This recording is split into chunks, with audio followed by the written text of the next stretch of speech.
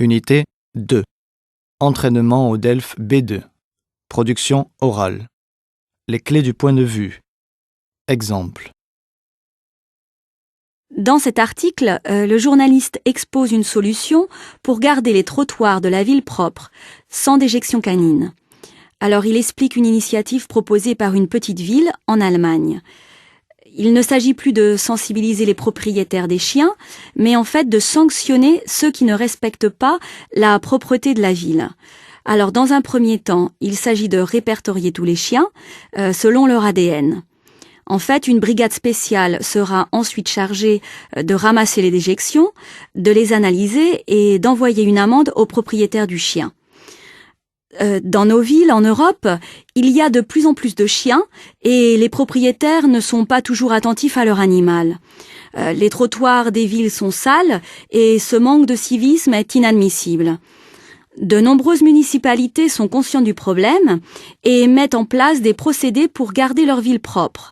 Les journaux locaux sensibilisent les habitants, les mairies offrent des espaces verts pour promener les chiens et on met à disposition des sacs en plastique et des pinces, etc.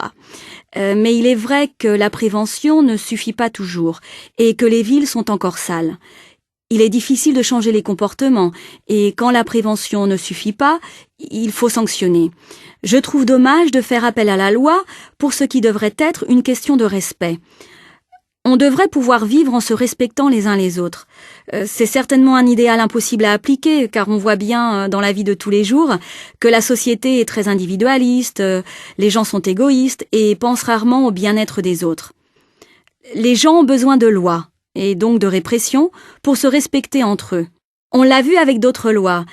Par exemple, en Suisse, il est interdit de jeter des papiers par terre et les personnes qui le font se voient sanctionnées par la police. Et le résultat est évident. Genève est bien plus propre que d'autres villes européennes. La répression doit être le dernier recours quand la sensibilisation et la prévention ne fonctionnent plus pour éduquer les mentalités et modifier les comportements.